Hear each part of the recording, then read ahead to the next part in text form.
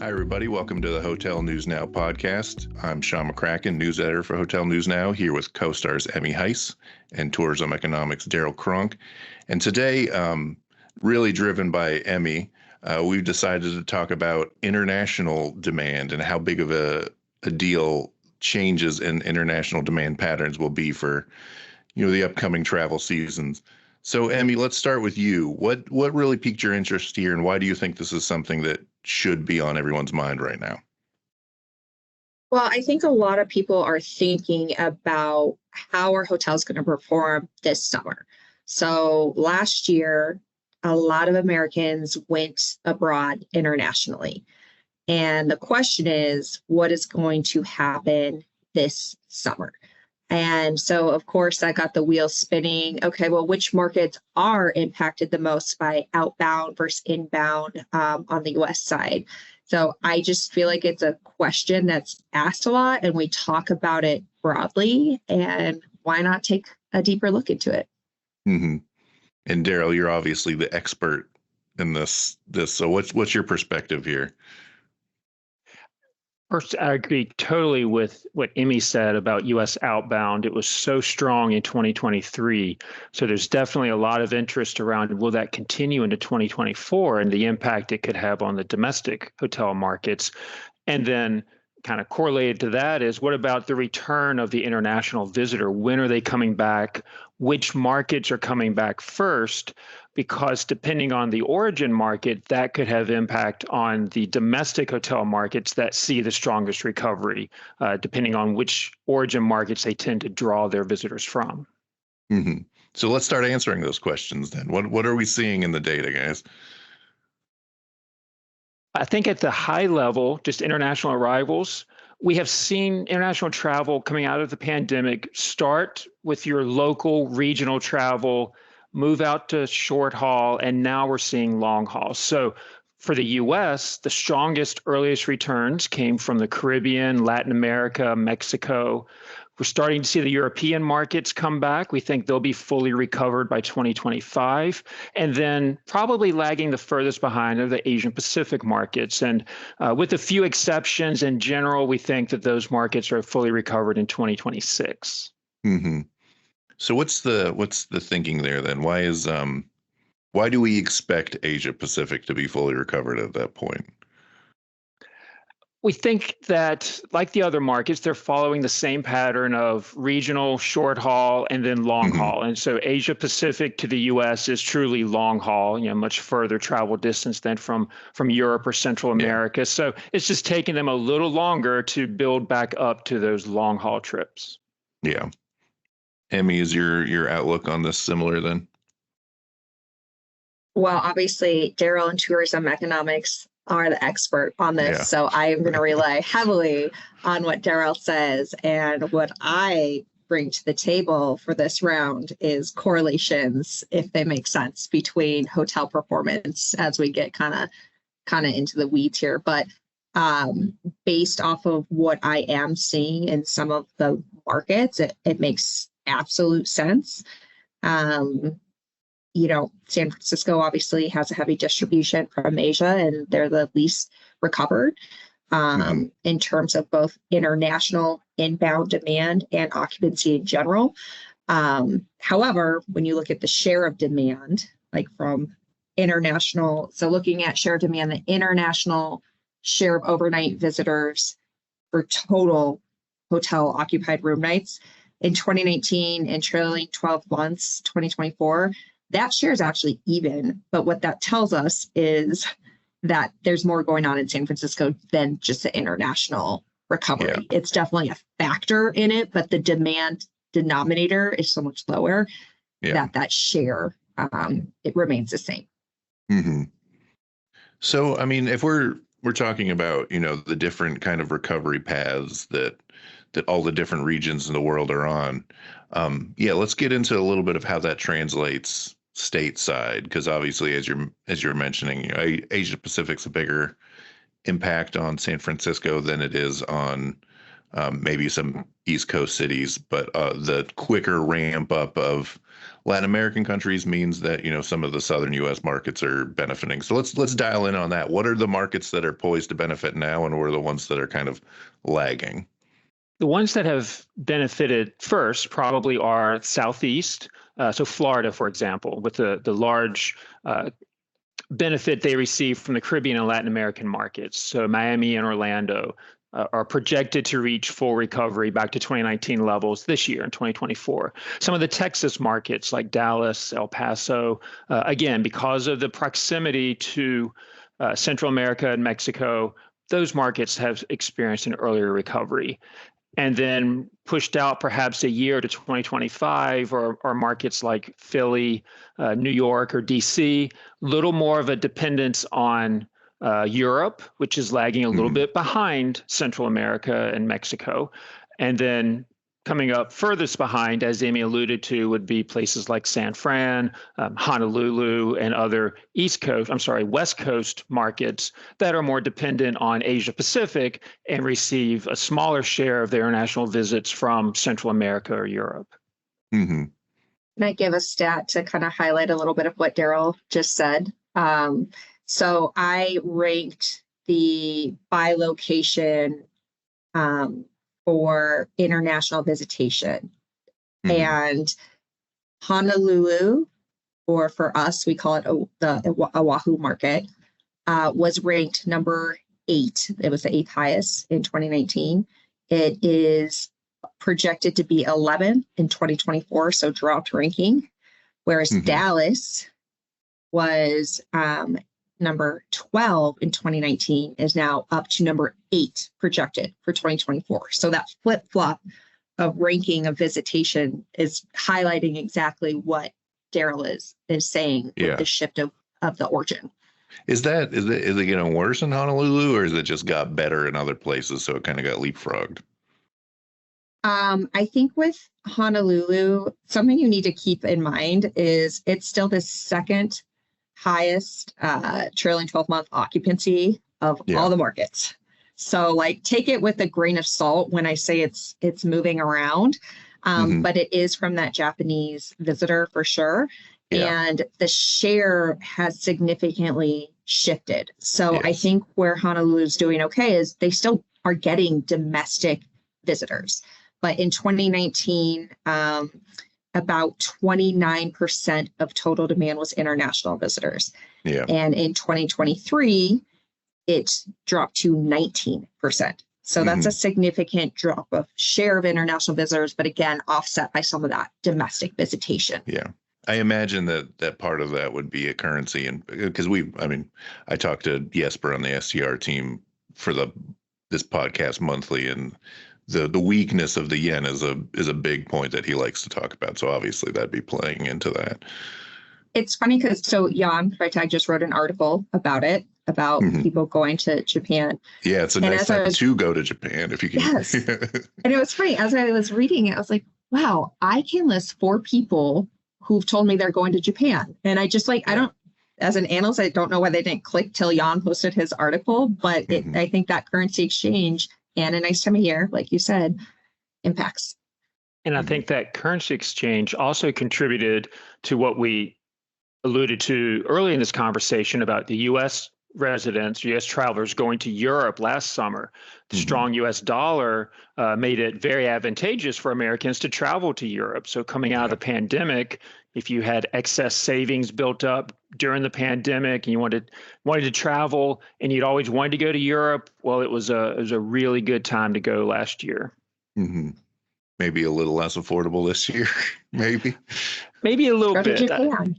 Yes, so Japan could be the hot destination this year. Although, I talked to Jesper about that, and it always strikes me that, yes, when you get to Japan, it might be cheaper. It's still not cheap to get to Japan.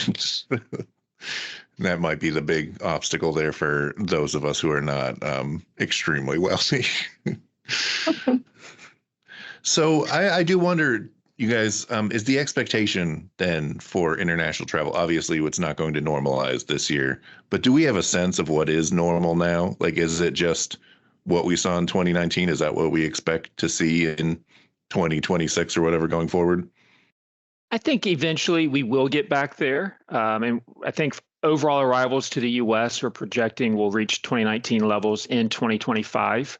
So, you think about by then, will have been 5 years since the onset of the pandemic. So this has clearly been a long, drawn out recovery. But we are in the process of recovering, and we will eventually get back to those levels and then keep growing from there. One thing that I think I like us to keep in mind is that we talk a lot about getting back to 2019 levels. But when we have that conversation, we're ignoring the fact that that means we've lost essentially 5 years of growth. So where would we be in 2025 if the pandemic hadn't happened? So getting back there is one thing, but that still means we're below the trend line of where we would have been in the absence of the pandemic. And with that comes the lack of spending, the loss of spending that all those visitors would have brought if the pandemic hadn't happened. So getting back to 2019 levels is going to be a great accomplishment when we finally get there. But let's not forget that we're still, on a different trajectory now because of the lost opportunity of the pandemic.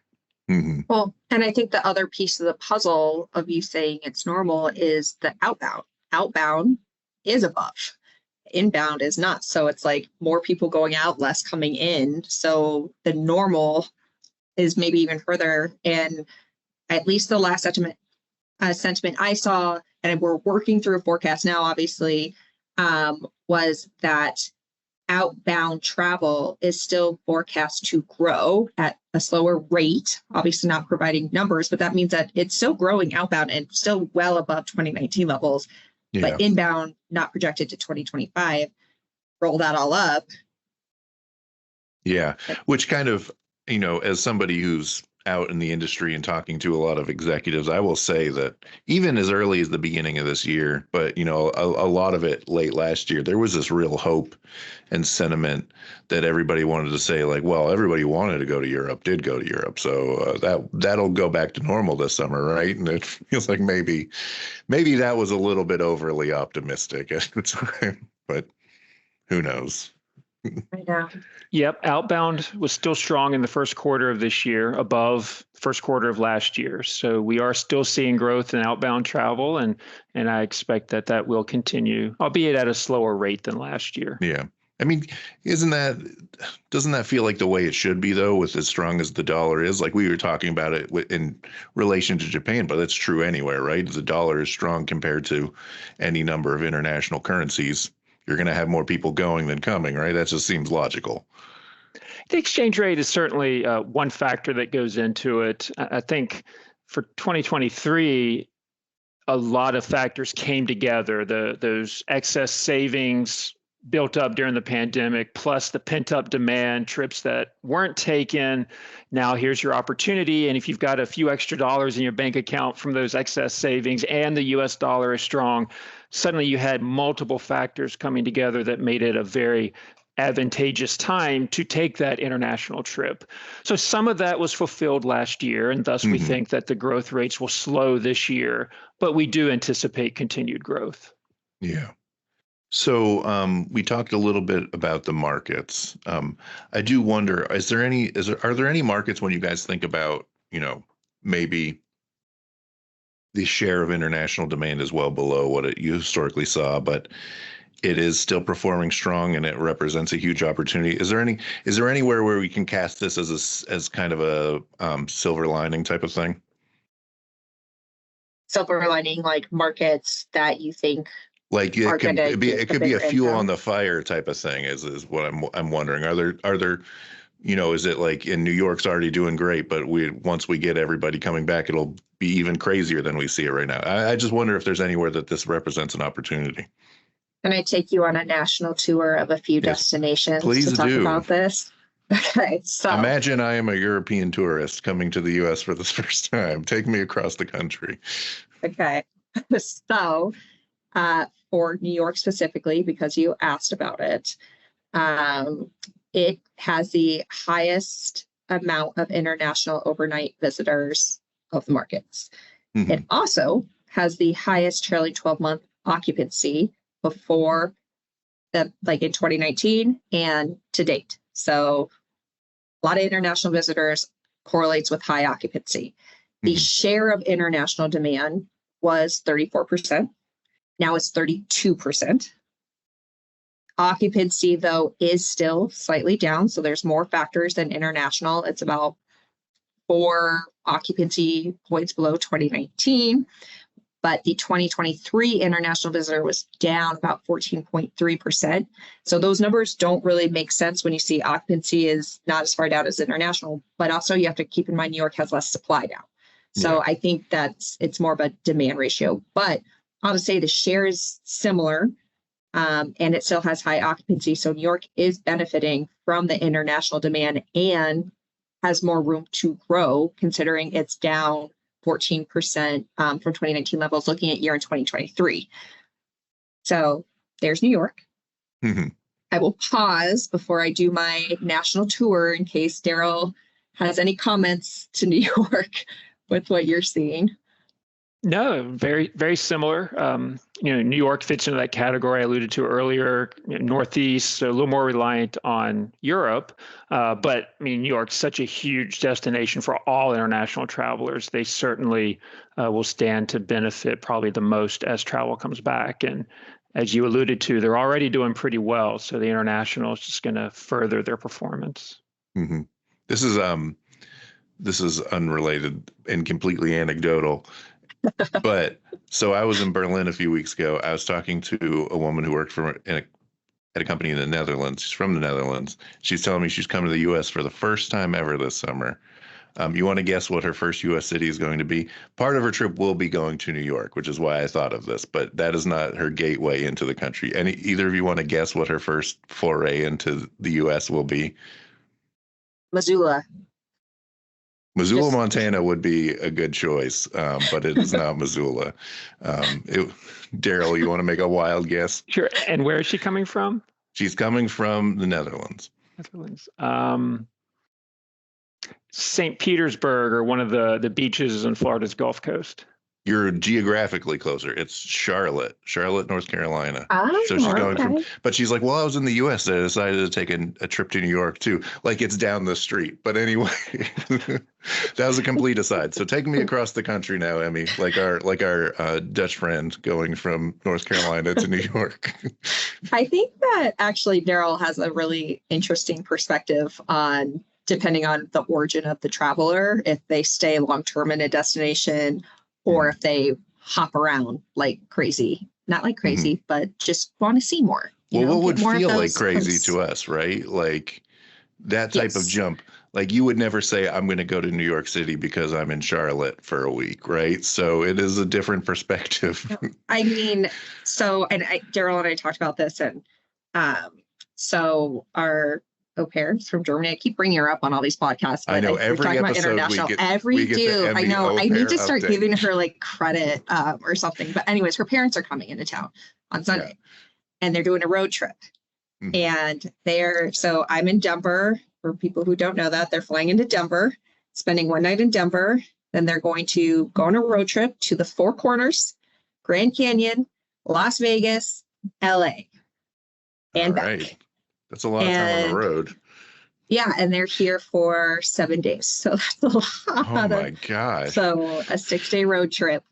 And that's their plan of attack. But anyways, I digress. Except for LA is one of the places they're going. And that was where I was going to go next on this national destination tour. So all right. Jumping from coast to coast. Yeah, I figure, just really spread out the love here. There's a lot to cover. So in LA, the international share was 23%. Now it's only 19%. So we've lost some of the share there. And I think that LA is more impacted by international demand.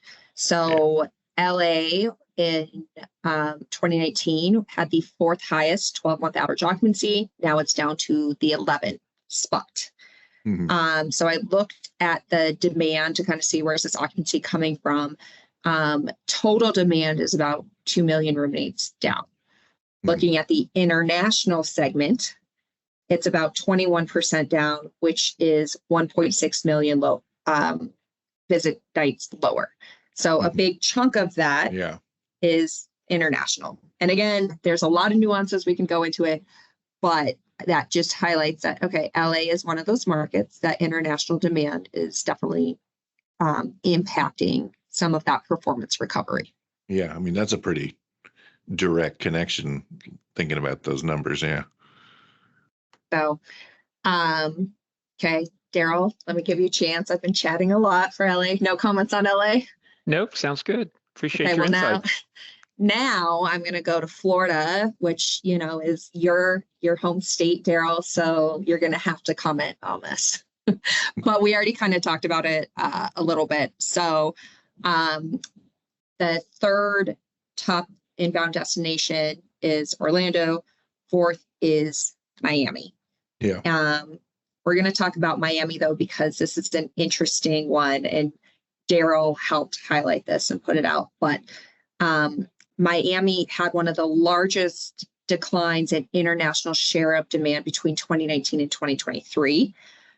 But it was also one of the only markets in the US that had total demand higher than 2019. Yeah. So the drop in international share is just showing that there was a strong domestic recovery and it wasn't as impacted by the lack of international recovery. Mm-hmm. So, And Daryl, then- what's your take on Miami? Yeah, Miami did so well in 21 and 22. You know, when you weren't going on cruises or going international, your alternative apparently ended up being South Beach and South Florida. And so it did extremely well. The domestic recovery really helped Miami offset a portion of the lost international. And now, because of its geographic location, it's always been a strong market for Central America, Latin America. And as those origin markets are coming back, Miami just stands to benefit even more. And we've seen the domestic, soften a little bit over the past year as cruising has really been very strong. And we've already talked about the outbound international. So, their domestic demand has softened a little bit, but now they're getting the international coming back. So that's a market that, it's had its ups and downs, but overall has performed pretty well post-pandemic. And I mean, I feel like, tell me if I'm wrong here, but it feels like historically Miami has been like the Latin American gateway market. Yes. I mean, it's obviously not the only one, but it's kind of the emblematic one. So we don't really have any reason to believe that that's no longer the case, right? No, not at all. Yeah, it has been and will continue to be, probably the primary gateway. I mean, the Miami airport has more direct flights to Latin America, Central America than any other U.S. airport. So it'll continue to be that gateway. Yeah. It's always struck me as such an interesting hotel market too, because you see all these Latin American like regional brands that, before Accor bought them, like Aton Hotels had like they were only in South America except for their one in Miami. It's always such an interesting city to me from a hotel perspective, just because you can go there and you see stuff you never see anywhere else unless you're in, somewhere in South America. It is a very interesting market in a lot of ways. Yes. So you wanted to continue to talk about Florida, Emmy. Sorry for that aside. No, I mean, that was basically it. I mean, Orlando, honestly, it's number 3, but it hasn't had a ton of shift of share. And I think the occupancy not being fully back is not necessarily related purely to international. I think there's a lot of other factors. And that's the biggest thing I found when we were digging into the data is like some markets are more heavily impacted, like we already covered. Some aren't as much. And it's just because it has different demand generators and things that have been able to offset some of these shifts. I was going to ask, is the resiliency there, is that just the Disney effect? Is that just people, it's always on people's minds? Certainly that plays a huge part. It has such strong brand awareness that, if there's this intention of you're going to go to Disney at some point, you're going to take your kids to Disney at some point. So it tends to be a resilient market. And we've seen throughout, whether it's the financial crisis or the pandemic, that market has always taken its hits, but then come back strong. Mm-hmm. All right. Anywhere else across this great nation you want to stop, Emmy? We're going to go to the middle next, go to Kansas. I really didn't. I guess the most middle that has a lot of demand is going to be Las Vegas, which is number 5 for 2019 international visitation. As of now, it's the number 3 spot in the trailing 12-month occupancy. It's always been around 3. San Francisco, and then I was just looking at the light lines, not the numbers, because I couldn't spend all day looking at numbers today. But San Francisco and Las Vegas used to be like 3-4 in 2019. Yeah. Now Vegas is clear 3, and San Francisco, I think I counted as like 39 highest or something like that. So really? quite that's the difference. I mean, I know that's not the whole story in San Francisco, like you were saying at the beginning, but it really is illustrative of something, right? Like that's a pretty marked drop. Yeah. So with Las Vegas, though, it's interesting because, I was looking at some of the tourism economics stuff, and I don't know, Daryl, you can tell me, but it kind of seems like there's demand from all over to Las Vegas. And then there's obviously a ton of domestic demand. It's just a destination that draws a lot of different types of segments, I would say. Mm-hmm. Yeah, Vegas is truly one of a kind. So we were just talking about Orlando and the strength of the Disney brand, but you also have Disneyland California. So, if you're coming from the Asia Pacific region, you're probably going to end up in California versus Florida. But there's only one Vegas. So whether you're coming from Europe or Asia, South America, there's only one Vegas. So that gives them a very diverse origin market that they're drawing from. Yeah. And maybe this is just my perception that's totally off, but it feels like the F1 thing is this year gave it a little more of an international flair than usual even. I mean, obviously a big international draw. Yeah, I think so. But they always have something going on that people will come for, or even just look at just the casinos. Like I think I've heard on different panels that some of the high rollers internationally come on a private jet, spend millions of dollars gambling, leave, so there's just so many different, I think it already was a destination, but I'm sure that put a little more to it. I think F1, if sports tourism, Daryl, you're more of a car person than I am. So, but adding that sports tourism that Las Vegas has already been building up maybe gave more of a presence in that aspect of the destination. Mm-hmm. Yeah, and that type of traveler you were describing, Emmy, is not really dependent on airlift if they're flying private. Yeah, no. So is there anything we haven't talked about that you guys want to touch on this subject? Anything you think anybody needs to know about international travel trends? Daryl, I know we were going to tease a little bit. You can't give it out now, but you guys are working on your forecast that'll be coming out soon. Any little tidbits we can get from that? So Tourism Economics in partnership with STR working on an update to the forecast that will be coming out next month at the NYU Hotel Conference, I believe is the schedule that's planned. No teasers. Nah. Keep it all. keep the suspense until the announcement is made. So I'm all looking forward to it. Emmy, anything you want to say to feel whole here? No, I feel very whole. Thank you. I feel good here.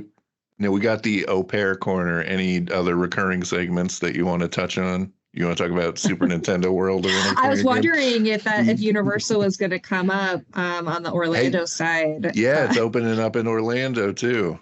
Yes, Epic Universe. I'll put in the Orlando plug. We mentioned Disney, so in fairness, we better throw out Universal. So yeah, Epic Universe coming summer of 2025. Super Nintendo World's going to be awesome. Another Harry Potter world, but there's one that a lot of people are excited about. It's going to be called a Dark World or Dark Universe. It's Universal's library of monsters. So Frankenstein that's going to be fun. That's going to be unique and very different. That does sound exciting. All right. Well, we will have to start the theme park podcast at some other point. Well, Phoenix is opening a Mattel theme park in Glendale. And I did get asked from a reporter, will it bring international demand? To which I said, I don't know. So we'll find out. This is a genuine question. I don't know if you know the answer to this, Emmy. What does Mattel have that's not Barbie? I don't. I guess they got like G.I. Joe, right? Yeah, Hot Wheels. Hot Wheels. That makes sense. So, I'm done at Hot Wheels and Barbie. I should do more research. But on the next podcast, I will. G.I. Joe was Mattel, right? And then like Transformers and stuff was Hasbro. This is all pointless. All right. Well, I really appreciate you guys taking the time. I think this has been really useful conversation. Any final words on expectations here? Stop trying to make us release an early forecast, Sean. It's not going to happen. That's not what I was doing. Daryl, any final words from you? No, I appreciate the time and the opportunity. This has been fun. All right. Well, thanks a lot, guys. Thanks, Sean. Thank you.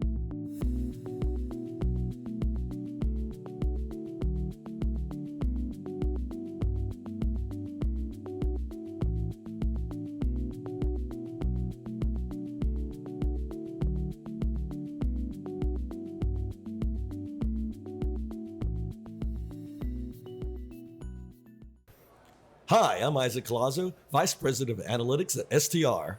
Hi, and I'm Jan Freitag, National Director for Hospitality Analytics for the CoStar Group. Tune in to our new show, Tell Me More, a hospitality data podcast. It's a podcast on the global hotel industry, its current trends, what we're thinking about, and where the industry's going. And we like to have fun with the data too. Find us on hotelnewsnow.com or wherever you listen to podcasts. Subscribe today. This episode of the Hotel News Now podcast was recorded on May 9th and edited by Sean McCracken. Visit hotelnewsnow.com for the latest industry news every day.